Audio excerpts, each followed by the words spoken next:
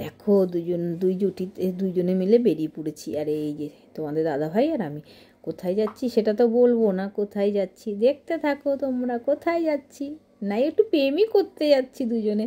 রাতের বেলা শীতের সময় প্রেম করতে বড়ই মজা। ও আর দেখো তোমাদের দাদাভাইয়েরও যেমন শীত লেগেছে, আমারও যেমন শীত লেগেছে। আমি তো চাদর সোয়েটার পরেছি, চাদর মুড়ি দিয়ে নিয়েছি, আর তোমাদের দাদাভাই ওই যে জ্যাকেট পরেছে, আবার হুডিটাকে মাথায় তুলে নিয়েছে। আর এই যে চলছি, পিছনে গেট থেকে বেরোবো। এই যে পিছনে গেট থেকে বেরিয়ে রাস্তা ধরেছি, রাস্তা দিয়ে যাচ্ছি দুজনে, কত মনের গল্প করছি, করতে করতে যাচ্ছি।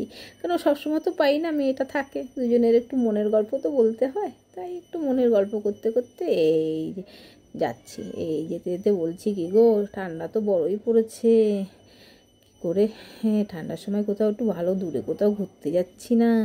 বলতে বলতে চলে এসেছি। কোথায় এসেছি তোমরা দেখছো? কোথায় চলে এসেছি? এই দেখো, এই দাদার দোকানে। দাদা দাদা দারুণ করে, আর দেখেই বুঝতে পারছো ফুচকার দোকানে চলে এসেছি। আর ফুচকাটা দাদা বানায় না, উফ, বলতে বলতে গালে জল চলে এসছে, জিভে একদম জল থই থই করছে। আর দাদার কাছে কী না পাওয়া যায়, দই ফুচকা, চাটনি ফুচকা, মশলা ফুচকা, তারপরে টক ফুচকা, আবার স্পেশাল করে ঘুগনিও রাখে দাদা। এই দেখো দাদার ঘুগনিটাকে গরম গরম ধোয়া বেরোচ্ছে। এবার দাদাকে ভাইকে বললাম যে জোর করে এই ভালো করে আমাকে একটা ঝাল ঝাল ফুচকা বানিয়ে খাও। দাদা ভাই আমার জন্য এই আলু নিয়েছে। এবার আলুটাকে, সিদ্ধ আলুটাকে মাখবে কী কী দিয়ে, দেখো এই যে মটর, ধনেপাতা, ছোলা, টক জল, কাঁচা লঙ্কা, মশলা দিয়ে ভালো করে আলুটা মাখবে। আর টক জলটা তো দেখেছো, গন্ধরাজ লেবু। আর এই খা বলতে বলতে দাদাভাই আমাকে দেওয়া শুরু করেছে, আর আমি খাচ্ছি। ও কী দারুণ যে হয়েছে! ও খাচ্ছি আর বলছি, ঝাল দাও, ঝালে হয়নি, ঝাল দাও, ঝাল দাও, ঝাল দাও, আরও ঝাল দাও, আরও ঝাল দাও।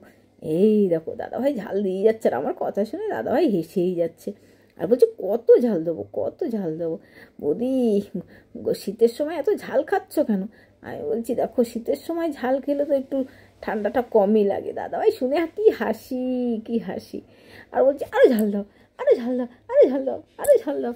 খেতে খেতে আমার চোখ, নাক, মুখ সব লাল হয়ে গেছে, দেখতে পাচ্ছ, কান থেকে ধোঁয়া বেরোচ্ছে। ও আর এই দেখো, এই দাদাভাই দোকানে ফুচকা খেতে গেলে আমাদের মল রোডের ওখানে আসতে হবে। মল রোডে অনুপমা ছোট গেট, ওখানে দাদাভাই বসে।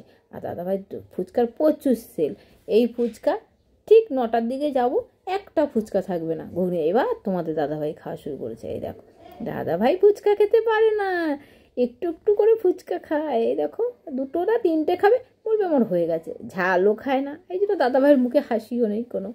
দেখো দাদাভাই দেখছে, আর দাদাভাই তো বেশি ফুচকা খায় না তোমাদের, আর এই জন্য এই দাদারও ইন্টারেস্ট নেই। তো আমি ফুচকা খাচ্ছিলাম, দাদাভাই হেসে কুটি কুটি কুটি কুটি হয়ে যাচ্ছিলো।